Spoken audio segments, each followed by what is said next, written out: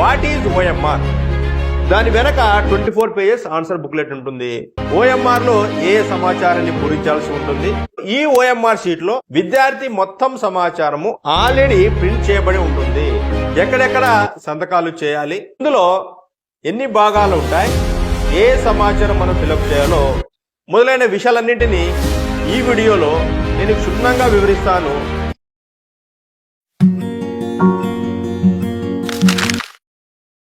పదవ తరగతి విద్యార్థులు మొట్టమొదటిసారి పబ్లిక్ ఎగ్జామినేషన్ అంటే బోర్డ్ ఎగ్జామినేషన్ రాయబోతున్నారు. వారు పబ్లిక్ ఎగ్జామినేషన్ సంబంధించి కొన్ని ముఖ్యమైన విషయాలు తెలుసుకోవాల్సిన అవసరం ఉంది. మరి ముఖ్యంగా ఓఎంఆర్ను గురించి, అదేవిధంగా 24 పేజెస్ ఆన్సర్ బుక్లెట్ను గురించి ఖచ్చితంగా తెలుసుకోవాల్సిన అవసరం ఉంది. ఈ వీడియోలో ఓఎంఆర్ అంటే ఏమిటి, ఓఎంఆర్లో ఏ సమాచారాన్ని పూరించాల్సి ఉంటుంది, 24 ఆన్సర్ పేజెస్ బుక్లెట్ లో ఏ సమాచారాన్ని మనం ఫిలప్ చేయాల్సిన అవసరం ఉంది, మొదలైన విషయాలన్నింటినీ ఈ వీడియోలో నేను క్షుణ్ణంగా వివరిస్తాను.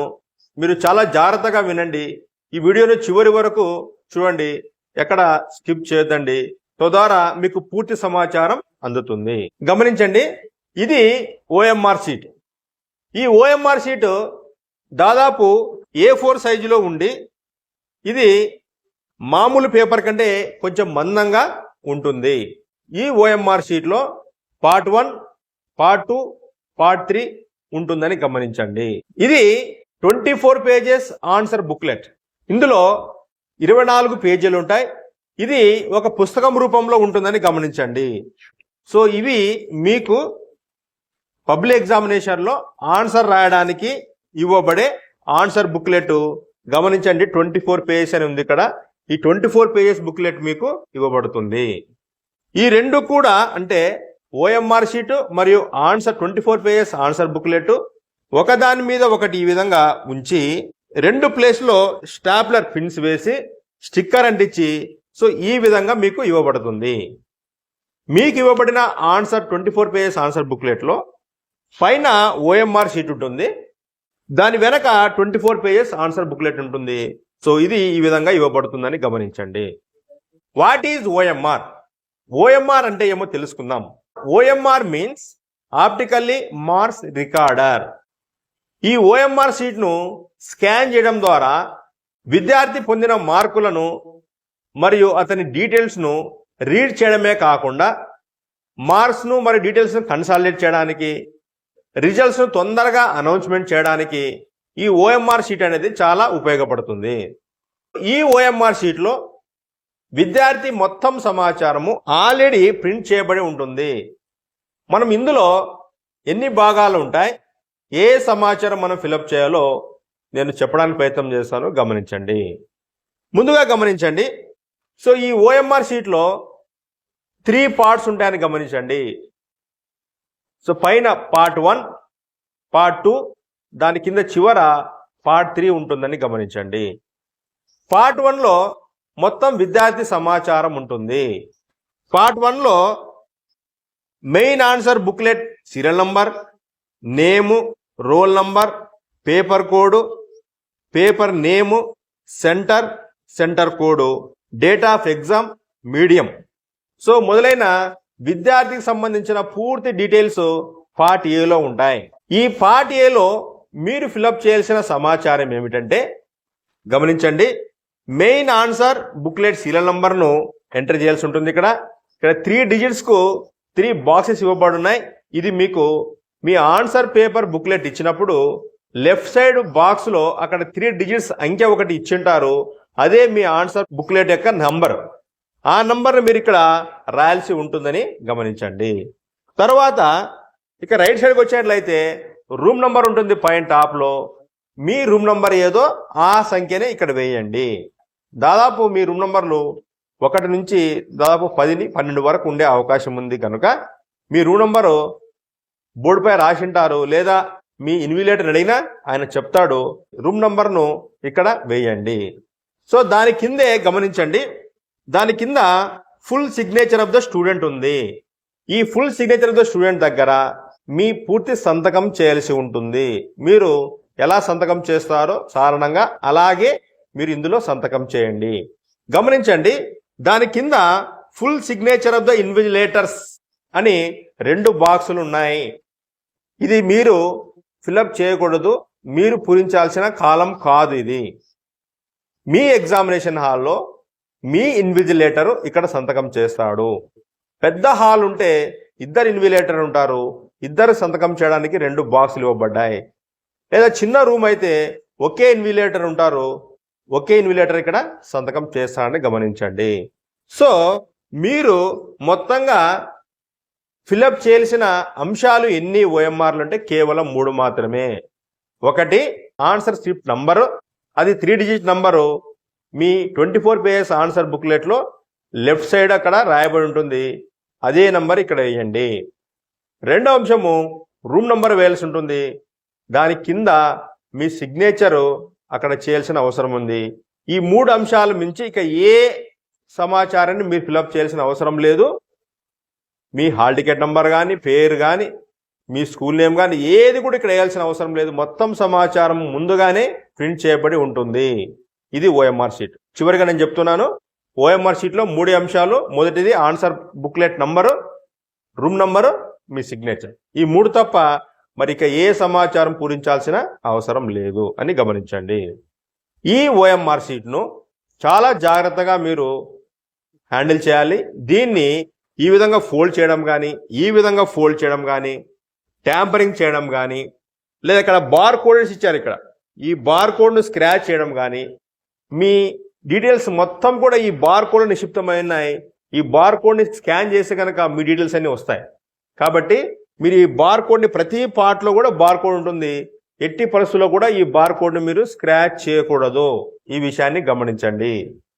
ఇది ఎగ్జామ్ రాసే సమయం అంతా కూడా మీ ఆన్సర్ బుక్లెట్ పైనే పిన్ చేయబడి ఉంటుంది. దీన్ని మీరు పక్కకి తొలగించకూడదు, అలాగే ఉంటుంది అని గమనించండి. ఇక రెండవదిగా 24 పేజెస్ ఆన్సర్ బుక్లెట్. ఈ 24 పేజెస్ ఆన్సర్ బుక్లెట్లో ఏ సమాచారం పూరించాలి అనే విషయాన్ని మనం చూడడానికి ప్రయత్నం చేద్దాం. గమనించండి, ఈ 24 పేజెస్ ఆన్సర్ బుక్లెట్లో ముఖ్యంగా 3 బాక్సులు ఉన్నాయి. ఇక్కడ మీరు జాగ్రత్తగా గమనిస్తే 3 బాక్సులు ఉన్నాయి, కింద ఇన్స్ట్రక్షన్స్ ఉంటాయి. ఈ మొదటి పేజీలో టాప్లో ఆన్సర్ స్క్రిప్ట్ నంబర్ అని ఉంటుంది. ఇది 3 డిజిట్ నంబరు. మీకు ఇచ్చే సమయానికి, ఈ ఆన్సర్ బుక్లెట్ ఇచ్చే సమయానికి అక్కడ 3 డిజిట్ నంబర్ వేసి ఉంటుంది. గమనించండి. ఒకవేళ ఇక్కడ బాక్స్లో 3 డిజిట్ నంబర్ లేకపోతే మీరు వెంటనే మీ ఆన్సర్ బుక్లెట్ని ఇన్విజిలేటర్కి వేసి, సార్ నాకు నంబర్ వేసి ఇవ్వలేదని అడిగితే సార్ మీకు నంబర్ వేసి ఇస్తాడు. ఆన్సర్ బుక్లెట్ నంబర్ ఉండే బుక్లెట్ మాత్రమే వాల్యూడ్ చేయబడతాయి. కాబట్టి ఖచ్చితంగా నంబర్ ఉండాలి, లేకపోతే ఇన్విజిలేటర్ని అడగండి, అతను నంబర్ వేసి మీకు ఇస్తాడు. ఇక రైట్ సైడ్ గమనించండి, ఇక్కడ ఈ రైట్ సైడ్లో full signature of the invigilator అని ఉంటుంది. ఈ full signature of the invigilator me examination హాల్లో ఉండే ఇన్విజిలేటర్ సంతకం చేస్తాడు అని గమనించండి. తర్వాత కింద గమనించండి, కింద బాక్స్లో 2 కాలమ్స్ ఉన్నాయి. ఇక్కడ ఒకటి సబ్జెక్టు, రెండవది పేపర్ కోడ్ అని గమనించండి. సబ్జెక్ట్ అయితే సబ్జెక్ట్లో మీరు ఆ రోజు ఏ సబ్జెక్ట్ అయితే ఎగ్జామ్ రాస్తున్నారో ఆ సబ్జెక్ట్ యొక్క నేమ్ రాయాలి. తెలుగు అయితే తెలుగు, హిందీ అయితే ఇంగ్లీషు, మ్యాథ్స్ అయితే మ్యాథ్స్ అని ఇలా సబ్జెక్ట్ యొక్క నేమ్ రాయాలి. దాని పక్కనే పేపర్ కోడ్ ఉంటుంది. ఈ పేపర్ కోడ్ సంబంధించి మీరు ఎగ్జామ్ రాసే పేపర్ కోడ్ ఎంత అనేది అక్కడ రాయాల్సి ఉంటుంది. ఈ పేపర్ కోడ్ మీకు ఇవ్వబడిన క్వశ్చన్ పేపర్లో పైన టాప్లో డిజిట్ సంఖ్య ఇవ్వబడి ఉంటుంది. ఆ సంఖ్య నంబరే వేయాలని గమనించండి. మీకు ఇవ్వబడిన క్వశ్చన్ పేపర్లోనే పైన టాప్లో పేపర్ కోడ్ ఇచ్చింటారు. ఆ పేపర్ కోడ్ని ఇక్కడ వేయవలసి ఉంటుంది. ఈ ఆన్సర్ బుక్లో ఎక్కడ కూడా మీ పేరు కానీ, మీ సిగ్నేచర్ కానీ, మీ హాల్ టికెట్ నంబర్ కానీ, మీ స్కూల్ పేరు కానీ ఏ పేజీలో కూడా ఎక్కడ కూడా రాయకూడదని గమనించండి. అలా రాస్తే మీ పేపర్ వాల్యూడ్ చేయబడదని గుర్తించండి. ఇది చాలా ముఖ్యమైన విషయం.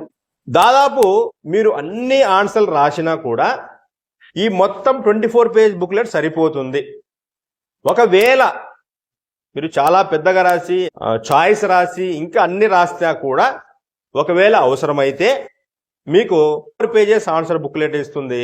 అప్పుడు కూడా ఆ ఆన్సర్ బుక్లెట్ కూడా ఇక్కడ ఏ సీరియల్ నెంబర్ అయితే ఉంటుందో, ఆన్సర్ బుక్లెట్ సీరియల్ నెంబర్ అయితే ఉంటుందో అదే నెంబరే దాంట్లో కూడా ఉండాలి.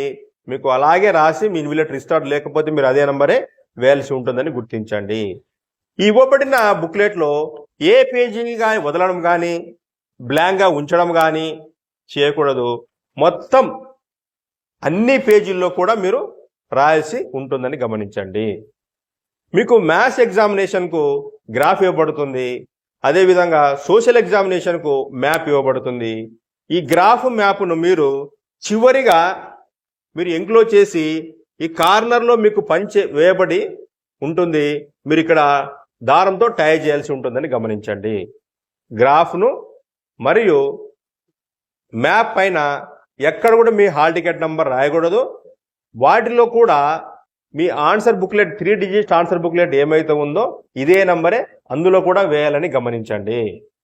మీరు మొత్తం ఆన్సర్లు రాసిన తర్వాత ఎగ్జామ్ అయిపోయిందని భావించినప్పుడు చివరికి లైన్ వేసేసి ది ఎండ్ అని రాయాలి.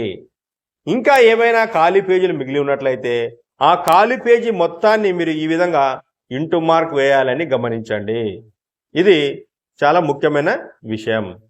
సో ఇంతటితో మీ ఎగ్జామినేషన్ పూర్తవుతుంది. ఇంతకుముందు చెప్పినట్లు ఈ ఆన్సర్ బుక్లెట్ మరియు దానిపైన ఉండే ఓఎంఆర్ షీట్ను మీరు ఇలాగే ఉంచి ఇక్కడ చివరిగా మనం టై చేయాల్సి ఉంటుంది. మ్యాప్ కనుక గ్రాఫ్ కనుక ఉంటే ఇలాగే మీరు ఉంచి మీరు ఫోల్డ్ చేయకుండా ఇలా కానీ ఫోల్డ్ చేయకుండా ఎలా ఇవ్వబడిందో మీ బుక్లెట్ అలాగే మీ ఎగ్జామినేషన్లో ఉండే ఇన్విజిలేటర్కు మీరు హ్యాండ్ ఓవర్ చేయాల్సి ఉంటుంది. ఓఎంఆర్ సంబంధించి కానీ ఆన్సర్ పేపర్ బుక్లెట్ సంబంధించి కానీ ఎలాంటి డౌట్స్ ఉన్నా కూడా మీరు డౌట్స్ను మీరు కామెంట్ బాక్స్లో పోస్ట్ చేయండి. నేను ఖచ్చితంగా దాన్ని సమాధానం ఇవ్వడానికి ప్రయత్నం చేస్తాను. ఈ వీడియో మీకు ఉపయోగకరంగా ఉందని భావిస్తే మీ ఫ్రెండ్స్ కూడా షేర్ చేయండి.